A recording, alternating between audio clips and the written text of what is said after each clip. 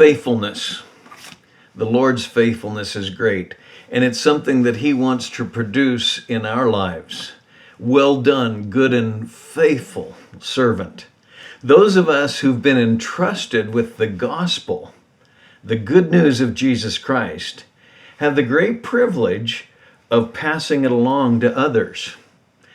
And Jesus said, he who is faithful in a very little thing will be faithful also in much. Luke chapter 16, verse 10.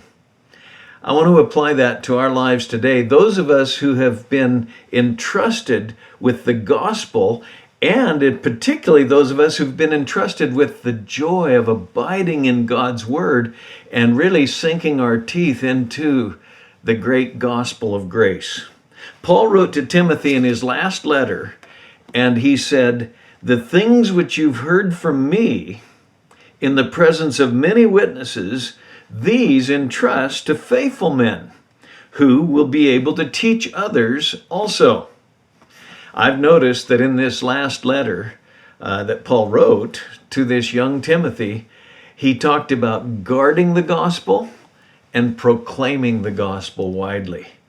And God's method, it seems, is always to have good men pass on what they've learned of God to the next generation spiritually.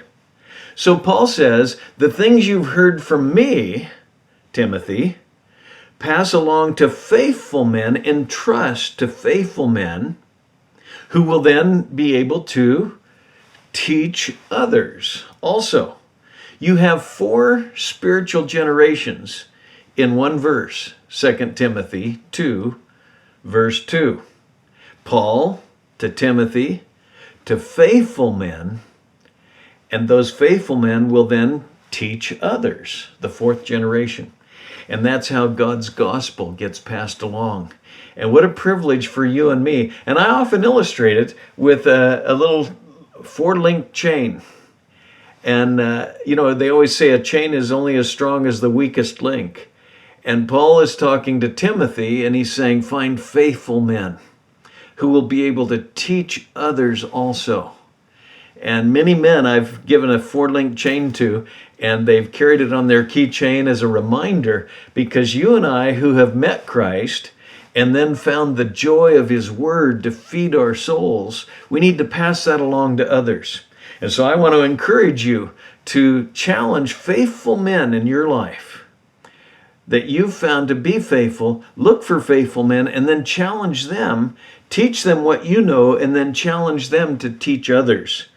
And you will be what I call a gospel multiplier, and God will be pleased. He loves faithfulness, and this is one way we can show our faithfulness to his commission.